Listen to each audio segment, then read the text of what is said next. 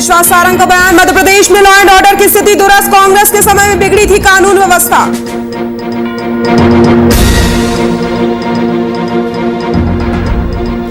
सागर में कांग्रेस ने किया महंगाई का विरोध, बैलगाड़ी पर सवार होकर पहुंचे नगर पालिका, पुलिस और कार्यकर्ताओं में हुई नोकझोंक।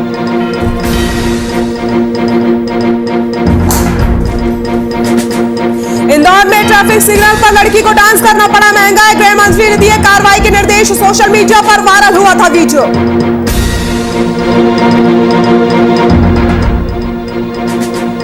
और रायसेन में नाबालिग के साथ गैंगरेप, घर में घुसकर किया दुष्कर्म, चंदा मांगने के बहाने आए आरोपी।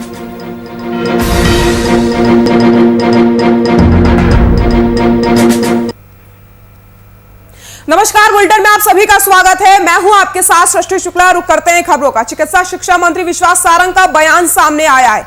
मंत्री सारंग ने बताया कि प्रदेश में 7 कोरोना मरीज आए हैं। हम कोशिश कर रहे हैं कि मध्य प्रदेश में तीसरी लहर ना आए, जिसके लिए प्रदेश में 5 करोड़ 29 लाख लोगों का टीकाकरण हो चुका है। साथ ही साथ प्रधानमंत्री नरेंद्र मोदी के जन्मदिन पर महा वैक्सीनेशन अभियान की शुरुआत की जा रही है। वहीं मंत्री ने एनसीआरबी की रिपोर्ट पर कहा कि मध्य प्रदेश में लॉ एंड ऑर्डर की स्थिति को दुरुस्त रखा गया है। कांग्रेस के समय में कानून व्यवस्था बिगड़ी थी, उस दौरान घटनाएं इस रिपोर्ट में देखने को मिलती थी। हमारी सरकार ने सख्ती के साथ माफियाओं के खिलाफ कदम उठाए हैं, महिलाओं के खिलाफ होने वाले अपराधों को रोकने के लिए सख्त कानून बनाए हैं। वहीं पदोन्नति में आरक्षण के मामले पर कहा कि मंत्री समूह का गठन किया गया है, जो परिस्थिति है उन पर विचार करके सभी वर्ग से बातचीत करके समस्या के बारे में फैसला लिया जाएगा। चिकित्सा शिक्षा मंत्री विश्वास सारंग का बयान सामने आया है। मंत्री सारंग ने बताया कि प्रदेश में 7 कोरोना मरीज हैं और कोशिश लगातार की जा रही है कि मध्य प्रदेश में तीसरी लहर ना आ पाए, जिसको लेकर के मध्य प्रदेश में आपको बताते चले 5 करोड़ 29 लाख लोगों का टीकाकरण हो चुका है। साथ ही साथ प्रधानमंत्री नरेंद्र मोदी के जन्मदिन पर महा वैक्सीनेशन अभियान की शुरुआत की जा रही है। वहीं मंत्री ने एनसीआरबी की रिपोर्ट पर कहा कि मध्य प्रदेश में लॉ एंड ऑर्डर की स्थिति बिल्कुल दुरुस्त है। कांग्रेस के समय में ही कानून व्यवस्था बिगड़ी थी, लेकिन इस दौरान फिलहाल इस समय लॉ एंड ऑर्डर बिल्कुल पूरी तरीके से दुरुस्त है। महिलाओं के खिलाफ होने वाले अपराधों को रोकने के लिए सख्त कानून बनाए गए हैं। वहीं पदोन्नति की अगर बात करते हैं तो आरक्षण के मामले पर मंत्री ने कहा कि मंत्री समूह का गठन किया गया है, जो परिस्थिति है उन पर विचार किया जाएगा और सभी वर्ग से बातचीत करके समस्या के बारे में फैसला लिया जाएगा।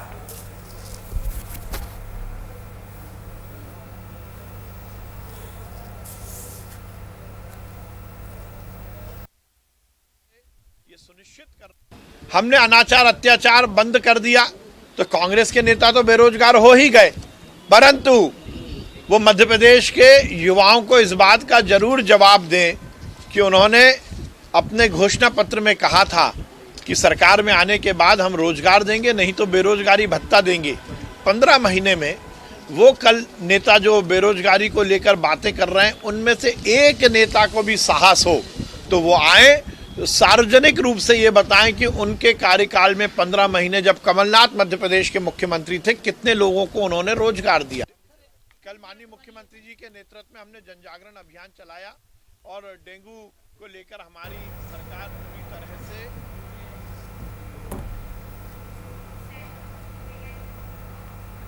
बीजेपी पीएम मोदी के जन्मदिन पर 17 सितंबर से 7 अक्टूबर तक सेवा समर्पण अभियान चलाएगी। बीजेपी युवा मोर्चा प्रदेश भर में अलग अलग कार्यक्रम करेगा। बीजेपी युवा मोर्चा के प्रदेश अध्यक्ष वैभव पवार ने दीनदयाल परिषद में प्रेस वार्ता की। उस दौरान उन्होंने कहा कि मुख्यमंत्री शिवराज सिंह चौहान प्रदेश में महिलाओं के सम्मान में कार्यक्रम का आयोजन कर रहे हैं। मुख्यमंत्री ने प्रदेश में बेटी बढ़ाओ बेटी बचाओ और कन्या भ्रूण हत्या को रोकने और बेटियों को साइकिल देने का सराहनीय कार्य किया है। साथ ही साथ उन्होंने कहा कि शिवराज सिंह ने ऐसी योजनाएं चलाई हैं जो पूरे देश में अच्छे उदाहरण पेश करती हैं। पीएम मोदी के जन्मदिन पर 17 सितंबर से 7 अक्टूबर तक सेवा समर्पण अभियान चलाया जाएगा। बीजेपी युवा मोर्चा प्रदेश भर में अलग अलग कार्यक्रम करेगा। बीजेपी युवा मोर्चा के प्रदेश अध्यक्ष वैभव पवार ने दीनदयाल परिषद में प्रेस वार्ता की। इस दौरान उन्होंने कहा कि मुख्यमंत्री शिवराज सिंह चौहान प्रदेश में महिलाओं के सम्मान में कार्यक्रम का आयोजन कर रहे हैं। मुख्यमंत्री ने प्रदेश में बेटी बढ़ाओ बेटी पढ़ाओ और कन्या भ्रूण हत्या को रोकने और बेटियों को साइकिल देने की सराहनीय कार्य किया है। साथ ही साथ उन्होंने कहा कि शिवराज सिंह ने ऐसी योजनाएं चलाई हैं जो पूरे देश में अच्छे उदाहरण पेश करती है।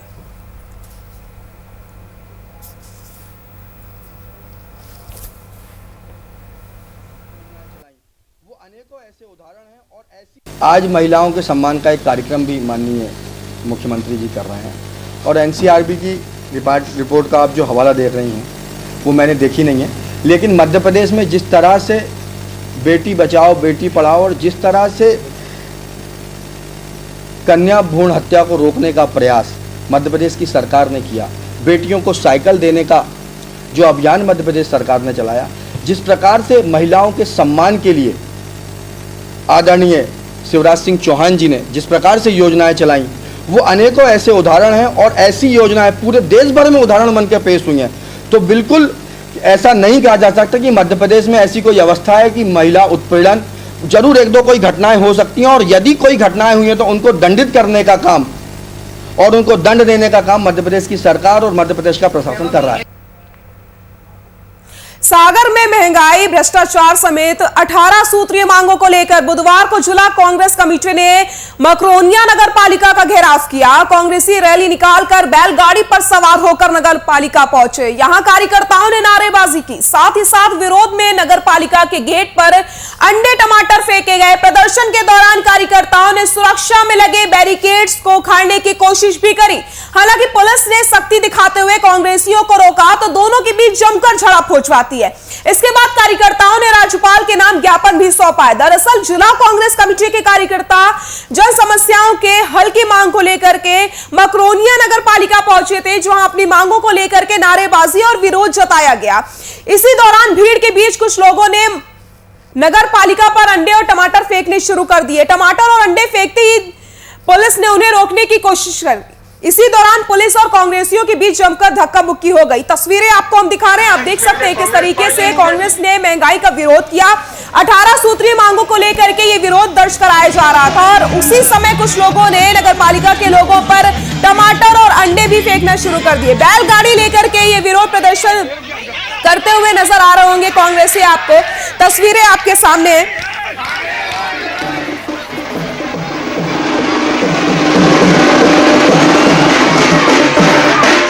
सागर में महंगाई, भ्रष्टाचार समेत 18 सूत्रीय मांगों को लेकर के बुधवार को जिला कांग्रेस कमेटी ने मकरोनिया नगर पालिका का घेराव कर लिया। कांग्रेसी रैली निकालकर बैलगाड़ी पर सवार होकर नगर पालिका पहुंचे। जो तस्वीरें आपको हम दिखा रहे हैं, यहाँ कार्यकर्ताओं ने जमकर नारेबाजी भी की है। 18 सूत्रीय मांगों को लेकर के जिला कांग्रेस कमेटी ने मकरोनिया नगर पालिका का घेराव किया है।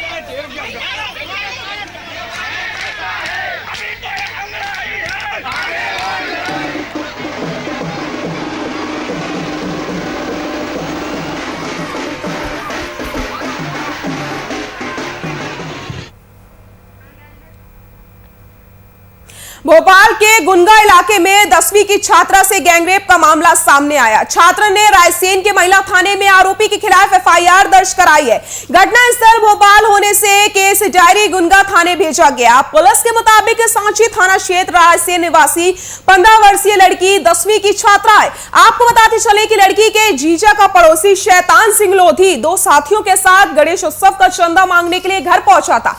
इसके बाद पहले शैतान और उसके बाद दीपक लोधी ने पीड़िता के साथ दुष्कर्म किया। इस दौरान तीसरा साथी लीला किशन मोबाइल से वीडियो बनाता रहा। फिलहाल पुलिस ने मामला दर्ज करके आगे की कार्रवाई शुरू कर दी है।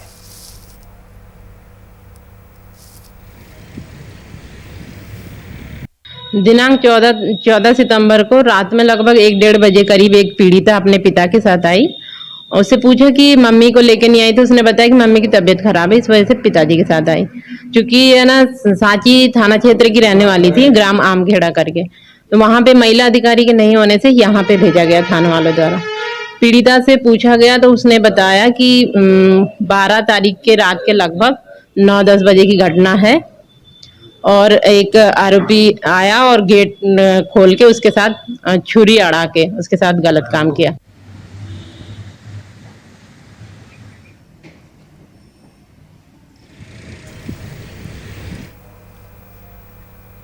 इंदौर के विजयनगर थाना क्षेत्र में रोड पर डांस करने वाली युवती को बीच चौराहे पर डांस करना महंगा पड़ गया। पुलिस ने गृह मंत्री के आदेश के बाद भी मामूली धाराओं में लड़की के खिलाफ प्रकरण दर्ज कर लिया है। आपको बताते चले कि मंगलवार को विजयनगर थाना क्षेत्र के रसोमा चौराहे पर जेब्रा क्रॉसिंग पर रेड लाइट के दौरान लड़की ने डांस किया था, जिस पर पुलिस ने धारा 290 के तहत मामला दर्ज कर लिया है। वहीं लड़की ने भी सफाई देते हुए कहा कि उसका मकसद केवल लोगों को ट्रैफिक, जेब्रा लाइन और कोविड प्रोटोकॉल के प्रति जागरूक करना था। इस वीडियो में उसने किसी भी तरीके से कोई कानून का उल्लंघन नहीं किया है, बल्कि उसका उद्देश्य केवल लोगों को जागरूक करना ही था।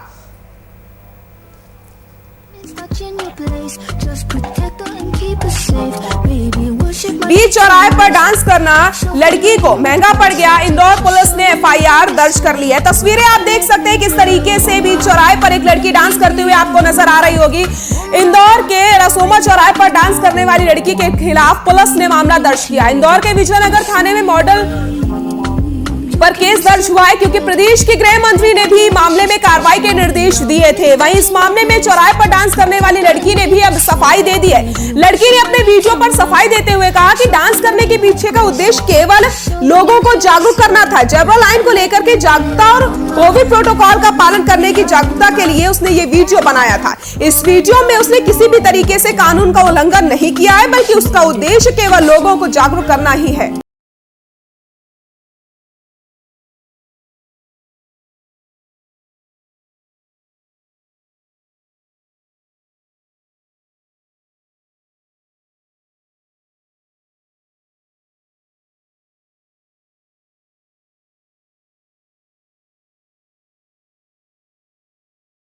हाँ, सार्वजनिक स्थल पर कोई डांसिंग करते हुए एक वीडियो आया था, उसको लेकर पब्लिक न्यूसेंस का एक 290 की कार्रवाई की गई है, जिसमें अभी कार्रवाई जारी है।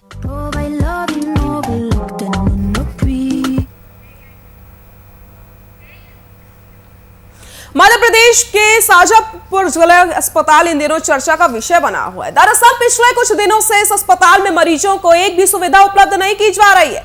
यहाँ इलाज के लिए भर्ती हुए मरीजों को पलंग भी नसीब नहीं हो पा रहा। हम आपको शाजापुर जिला की कुछ तस्वीरें दिखाते हैं, जिसे देखकर आप भी हैरान हो जाएंगे। महिलाएं और गर्भवती महिलाएं चलते फिरते बॉटल लगाकर अपने परिजनों के साथ पलंग की कश्मकश में लगी हुई हैं। केवल इतना ही नहीं, एक मां अपने बच्चे का इलाज करवाने जिला अस्पताल में पहुंची, जहां इलाज के लिए उसे भर्ती नहीं किया गया और बेड की व्यवस्था नहीं हो पाई। उसके बाद क्या था, मां ने अपने बच्चे को गोदी में लिटा करके इलाज करवाया। मामले में जिला अस्पताल के सिविल सर्जन बीएस मीना ने बताया कि हमारे जिला अस्पताल में सुविधाएं अच्छी हो गई हैं, जिससे यहां पर मरीजों की संख्या बढ़ रही है। अब आप ये अंदाजा लगा सकते हैं इन तस्वीरों को देख करके किस तरीके से लोगों को सुविधाएं मुहैया करवाई जा रही हैं। लोगों को बेड तक नसीब नहीं हो रहे हैं। गर्भवती महिलाएं इसी तरीके से टहलती हुई अस्पताल में नजर आ रही हैं, हाथों में बोतल लेकर के टहलती हुई नजर आ रही हैं। किसी भी महिला को बेड नसीब नहीं हो रहा है। आप तस्वीरें देखिए, कितनी लंबी लाइन यहाँ पर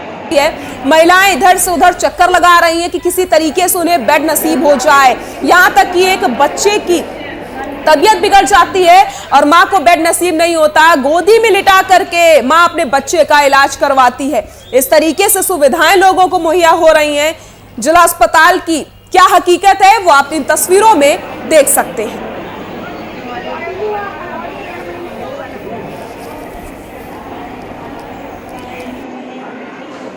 मरीजों की संख्या तो बढ़ रही है, वासी है वायरल फीवर होने के कारण ओपीडी भी हमारी बढ़ गई है। अच्छा, ये जुलाई अगस्त सितंबर में डिलीवरी वाले केस भी ज़्यादा रहती हैं, तो उसके कारण हमारे पास जच्चा वार्ड में भी लोड बहुत है।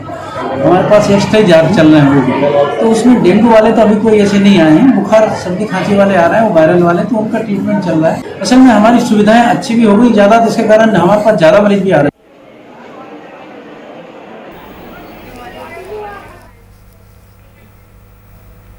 भारतीय किसान संघ ने ज्ञापन दिवस के उपलक्ष्य में कृषि देवता भगवान बलराम की विशाल शोभा यात्रा निकालते हुए मुख्यमंत्री के नाम तहसीलदार को ज्ञापन सौंपा है। आपको बता दें कि कृषि उपज मंडी प्रकरण से शुरू होकर ये यात्रा नगर के मुख्य मार्गों से होते हुए तहसील कार्यालय पहुंचे, जिसमें सैकड़ों की संख्या में किसान मौजूद थे। किसान संघ ने मांग की थी कि किसानों को फसल बीमा की राशि दी जाए और किसानों को फसलों में हुए नुकसान का मुआवजा भी दिया जाए।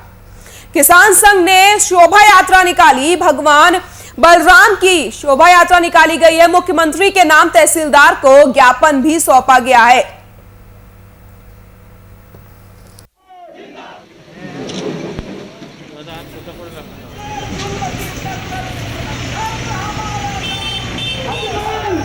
भारतीय किसान संघ ने ज्ञापन दिवस के उपलक्ष्य में कृषि देवता भगवान बलराम की विशाल शोभा यात्रा निकालते हुए मुख्यमंत्री के नाम तहसीलदार को ज्ञापन सौंपा है। आपको बताते चले, कृषि उपज मंडी परिसर से शुरू होकर ये यात्रा नगर के मुख्य मार्गों से होती हुई तहसील कार्यालय पहुंची, जिसमें सैकड़ों की संख्या में किसान मौजूद रहे। तस्वीरें आप देख सकते हैं, भारी संख्या में किसान यहां पर मौजूद हैं। किसान संघ ने यह भी मांग करी है कि किसानों को फसल बीमा की राशि दी जाए और किसानों को फसलों में हुए नुकसान का मुआवजा भी दिया जाए।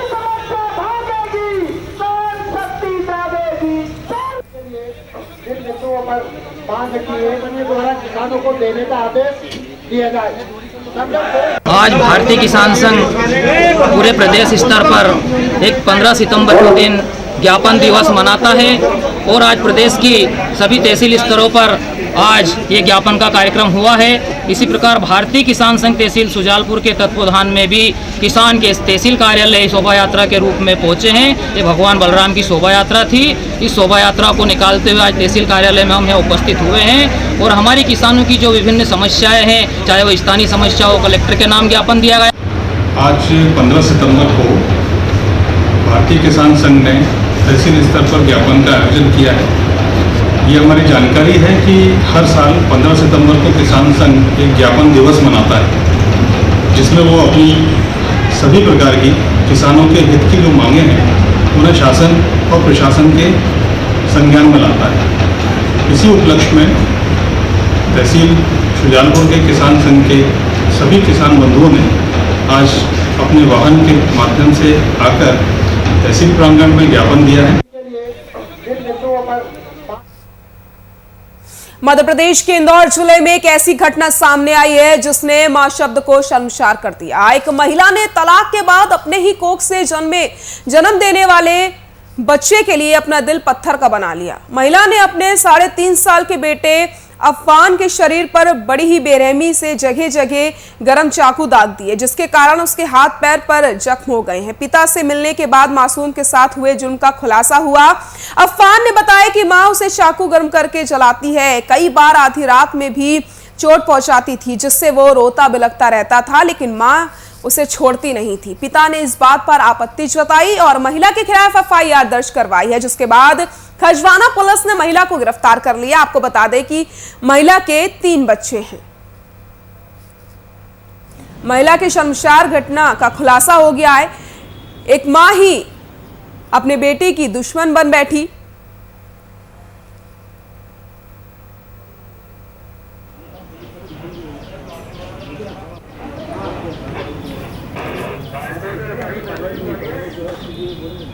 मध्य प्रदेश के इंदौर जिले में एक ऐसी घटना सामने आई है जिसमें मां शब्द को शर्मसार कर दिया है। एक महिला ने तलाक के बाद अपने ही कोख से जन्म देने वाले बच्चे के लिए अपना दिल पत्थर का बना लिया है। महिला ने अपने 3.5 साल के बेटे अफवान के शरीर पर बेरहमी से जगह जगह गरम चाकू से वार किया, जिसके कारण उसके हाथ पैर पर जख्म हो गए हैं। पिता से मिलने के बाद मासूम के साथ हुए जुल्म का खुलासा हुआ है। अफवान ने बताया कि मां उसे लगातार इस तरीके के जख्म देती थी, आधी रात में भी मां उसे तकलीफ देती थी।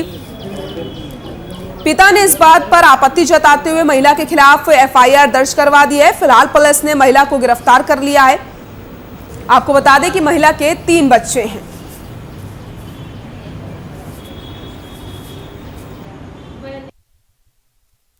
कल फरियादी सद्दाम पिता मुश्ताक थाने पर आया था अपने बच्चे के साथ, जिसने बताया कि उसकी पत्नी से वो अलग रहता है। उसकी पत्नी का नाम अंजुम भी है, उसे 6 महीने से अलग रह रहा है, लेकिन उसका बच्चा छोटा 3 साल का उसी के अंजुम बी के पास था।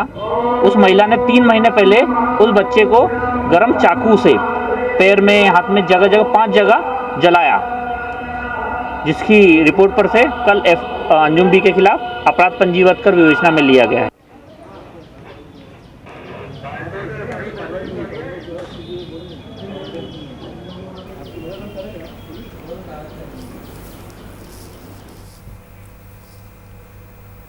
सिंगरौली जिले के बैढन में बदमाशों के हौसले बुलंद नजर आ रहे हैं। यहाँ बदमाशों में पुलिस का बिल्कुल खौफ नजर नहीं आ रहा। बदमाशों ने दिन दहाड़े एक युवक का वाहन लूट लिया।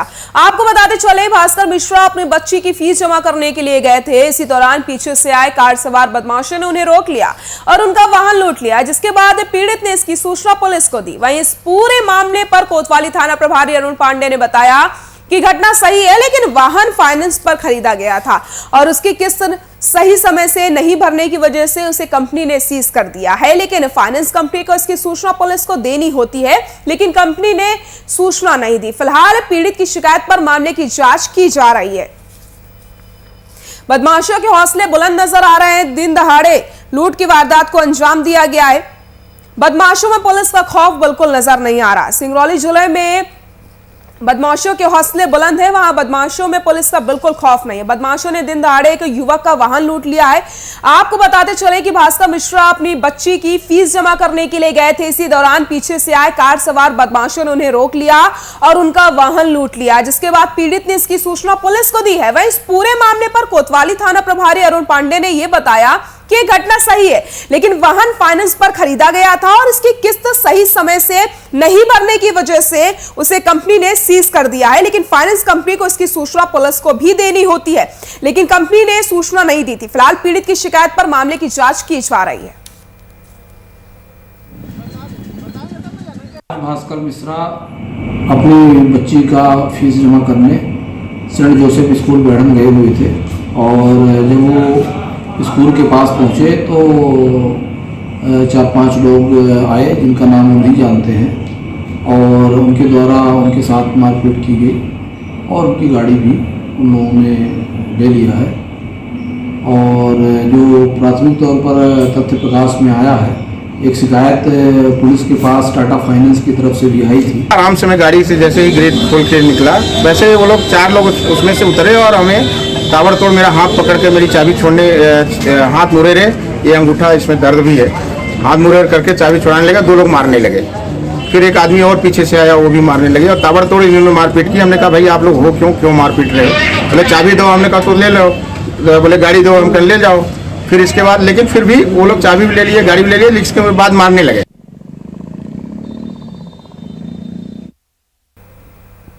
खंडवा इंदौर से रोड से आ रही बस ने एक्टिवा सवार को जोरदार टक्कर मारी। ये घटना छैगांव माखन थाने के तहत हरियाली पेट्रोल पंप के पास घटी है, जिसमें एक्टिवा सवार की मौके पर ही दर्दनाक मौत हो गई। मृतक की पहचान अनाज व्यवसायी के रूप में की गई है। इस मार्ग पर आए दिन दुर्घटनाएं होती रहती हैं, जिसके लिए बेलगाम बस चालकों पर सख्त कार्रवाई होनी चाहिए, लेकिन अभी तक कोई कार्रवाई की नहीं गई है। खंडवा इंदौर रोड पर खरगोन की तरफ से आ रही बस ने एक्टिवा सवार को जोरदार टक्कर मार दी और ये घटना छैगांव माखन थाने के तहत हरियाली पेट्रोल पंप के पास हुई है, जिसमें एक्टिवा सवार की मौके पर ही दर्दनाक मौत हो गई। मृतक की पहचान अनाज व्यवसायी के रूप में की गई है। आपको बताते चले कि इस तरीके की दुर्घटनाएं लगातार होती रहती हैं, लेकिन बेलगाम बस चालकों पर फिलहाल कोई कार्रवाई की नहीं गई है।